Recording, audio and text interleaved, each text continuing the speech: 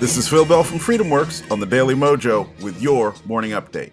Now imagine, if you will, a nation where the government could just randomly break into anyone's home, steal whatever they wanted, and then just decide, yep, we'll keep it, there's no problem. Now, you might think that I'm talking about the Twilight Zone. You might also think we're talking about someplace like Venezuela or Indonesia or China. But no, we're actually talking about the United States, and we're actually talking about something that happened right here. You see, there's a company called U.S. Private Vaults out in Beverly Hills, and U.S. Private Vaults was suspected by the FBI.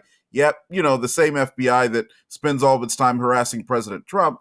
It was suspected of having some kind of money laundering going on. So in order to determine if this was accurate or not, they broke in and raided every safe deposit box in the entire place. Now, as you know, safe deposit boxes are held by a variety of people who could have anything, any property that they choose to store there. The FBI took as much of the property as they possibly could. They took as much of the equipment of U.S. private vaults as they possibly could, and they walked away with it. And then when the various customers came back, who obviously had nothing to do with any kind of illegal activity, wanted their property back, in many cases, the FBI said, well, we don't really know. We don't have the information. We didn't do an accounting. And quite frankly, we don't care.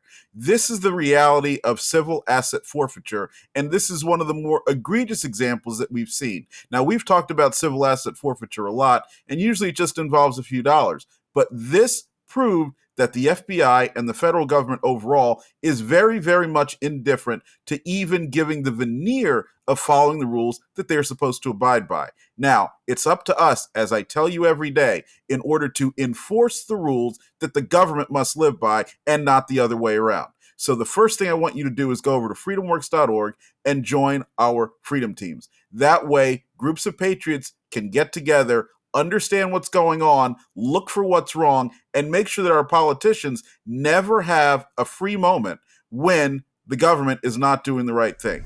And the second thing you can do is to keep watching great programs like we have here with Brad Staggs and Ron Phillips on the Daily Mojo. This is an awesome outlet to make sure that people understand what's happening in the world and what we can do to change it. We'll see you later this week, and I hope you have a great day. The First Amendment lives here. Watch and listen at thedailymojo.com.